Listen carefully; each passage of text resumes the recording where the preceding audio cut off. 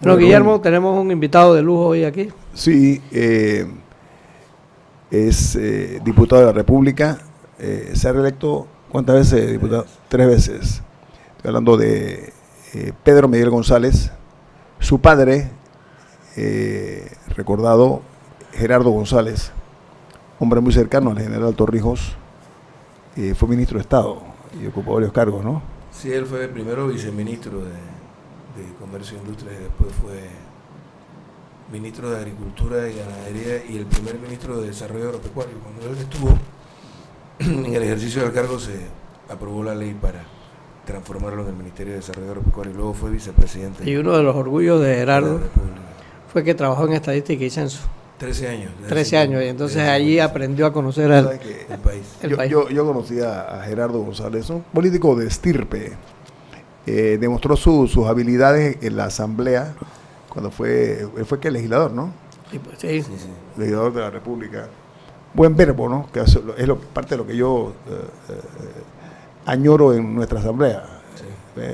Hecho de menos eso. Escalona, recuerdo, era un grupo de panameños pesaditos, ¿no? Ese grupo fue muy bueno, que fue la asamblea después inclusive de la invasión que había nada más 11 diputados del PRD y hicieron la batalla. Y después llegaron a 10. Conmocionaron totalmente. Sí. Bueno, eso habla cuando un político es un profesional de la carrera política, porque eso es lo que es. Oiga, diputado, en el PRD hay una situación ya innegable, hay una fragmentación. El ambiente se ha tornado un poco envenenado en cuanto a aspiraciones que hay en diversos, lo cual es parte de la democracia. Eso es el rejuego de la democracia, pero debe prevalecer el choque de las ideas, desde mi óptica. Hay mucha frustración, hay mucho enojo. Yo tuve aquí al doctor Ernesto Pérez Valladares, expresidente de la República, y uno de los más firmes argumentos que él estableció era que el PRD no era ni oposición ni gobierno, son ninis. Entonces, a mí me inquieta en lo particular que el PRD, que es el partido más grande de la República de Panamá, hoy día sea una versión decafeinada de lo que era el PRD de antes, que los colores han ido destiñendo. Entonces yo quiero escuchar su opinión, porque lo que dice el doctor Valladares pone a pensar muchísimo. Ustedes son oposición, ustedes son gobierno. Sí, mira, bueno, ante todo quiero darte gracias por la invitación, por la entrevista. Pues, no, gracias por venir. Ajá. Un saludo a todos los oyentes. Mira, yo pienso que la situación es mucho más compleja que lo que se puede definir en esas pocas palabras que me he mencionado. En efecto, nosotros tenemos una crisis de liderazgo en el PRD, que no es nueva. Agotado el liderazgo precisamente de Pérez Valladares a finales de los 90, emerge inmediatamente un nuevo liderazgo en la figura de uno de los hijos de Omar Torrijos, que después llegó a ser presidente de la República. Fue viceministro de Pérez Valladares, viceministro del gobierno. Y luego llegó a ser el candidato, el secretario general, el candidato presidencial, llegamos al gobierno.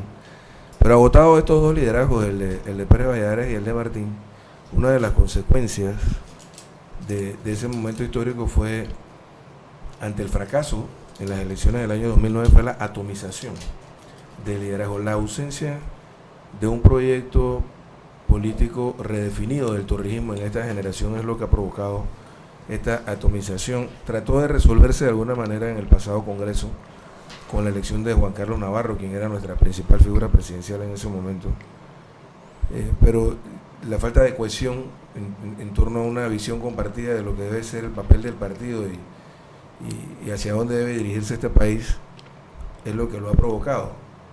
En el caso particular nuestro, fui muy crítico durante la pasada administración de la dirección política que emergió de aquel Congreso.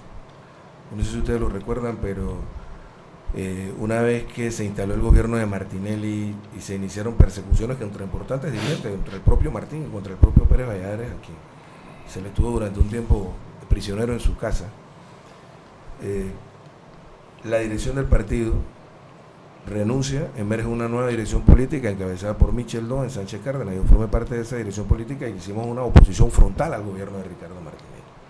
Pero el estilo de la dirección que llegó al gobierno en el año 2012 estuvo muy marcado por componendas que se habían dado desde la propia Asamblea Nacional el año anterior, en el año 2011. ¿Me está hablando de quién particularmente? El grueso de la bancada del PRD. ¿Quién la presidía la bancada? Por el actual presidente del partido, Benicio Rubens. Ok.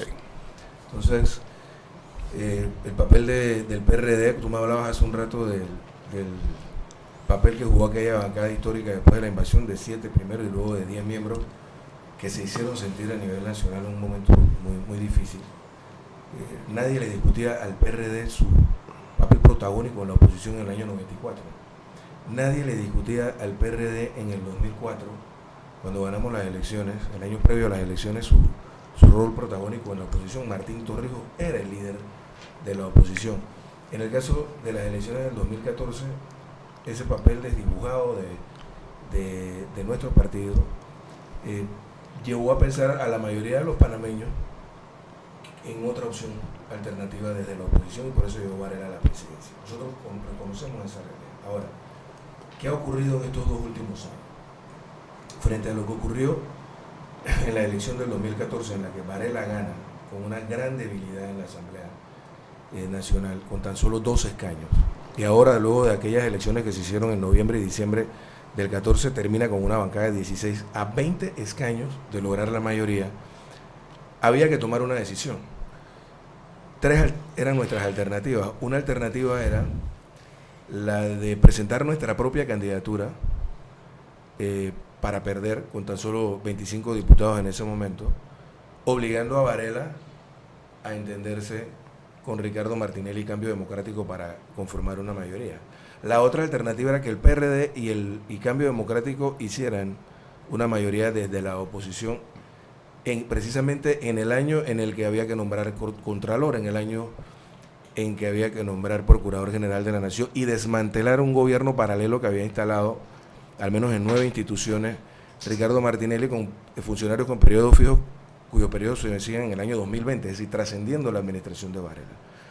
Esas eran las 2 alternativas. En ambas alternativas, Ricardo Martinelli y su partido habrían terminado sentando la pauta para el nombramiento del Contralor y del Procurador. Nada de lo que hemos visto en cuanto al rescate de nuestras instituciones y la persecución de la corrupción en aquella administración lo habríamos visto. Así que nosotros estábamos obligados por la historia a llegar a lo que se conoció como el Acuerdo de Gobernabilidad, y la opinión pública mayoritariamente, en casi un 90%, aprobó aquel entendimiento.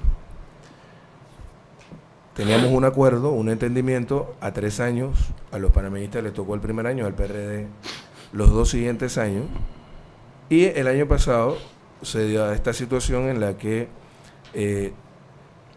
sin haberse redefinido el liderazgo del partido, que debió haber hecho un congreso a más tardar el domingo 3 de mayo del 2015, la actual dirección del partido decidió postergarlo para después del mes de julio. Frente a esa situación, quienes creemos en la renovación, quienes sabíamos que había que tomar una decisión para poder garantizar que el Directorio Nacional reunido en Veraguas el 12 de julio convocara al Congreso en el que nos encontramos en este momento, tomamos la decisión de presentar una candidatura alternativa. Ahora, este es un gobierno, en efecto, que ha demostrado una gran incapacidad, una falta de visión hacia dónde debe ir el país. Sin embargo, te debo decir, es necesario este proceso de renovación. A mí lo que me extraña, por ejemplo, de la aseveración de Pérez Valladares, es que él, en lugar de presentarse como una alternativa distinta a quienes están dirigiendo el partido ahora, fomentar la renovación, asociarse con aquellos sectores que pretenden darle una nueva orientación al partido, entonces, frente a esa situación crítica, él decide asociarse con el status quo del partido. ¿Cuál es su lectura de eso? ¿Su lectura personal? ¿Qué es eso? Bueno, él comentaba fuera del aire hace un rato con Rubén Murgas, pagó un precio muy alto, o ha pagado un precio muy alto durante más de 15 años, por lo que fue nuestra derrota electoral en el año 99. Para nadie es un secreto que la derrota electoral del PRD en el año 99, el año de la reversión del canal, teniendo a uno de los hijos de Omar Torrijos como candidato presidencial, se debió a la falta de acompañamiento de la gestión gubernamental en la fase final luego de la derrota en el referéndum. O sea, esa falta de sinergia entre la campaña presidencial y la gestión gubernamental provocó nuestra derrota electoral. Eso le hizo pagar un gran precio, y él no había encontrado, después de 15 años, con quién asociar su aspiración para volver a ser presidente. Y de esta manera entonces termina asociándose al status quo del partido, un status quo que es el que dirige el partido, es el que tiene la vocería del partido y es el que en todo caso debía marcar la pauta del partido o de un auténtico y genuino partido de oposición. Pero quienes dirigen el partido son precisamente aquellos que decidieron asociarse al liderazgo de la pasada administración, desdibujando nuestro papel como... Voy a un cambio comercial. Estamos con el diputado Pedro Miguel González y vamos a platicar con él otros temas más porque realmente es inquietante que un partido que antes se decía que era muy sólido, hoy día está fracturado y en varias partes, una fractura no múltiple, pero sí tiene varias corrientes, lo cual es parte de la democracia también, pero que preocupa por el rol que está jugando en opinión de muchos. Vamos a regresar en breve con uno de los líderes de este partido, repito, el diputado Pedro Miguel González.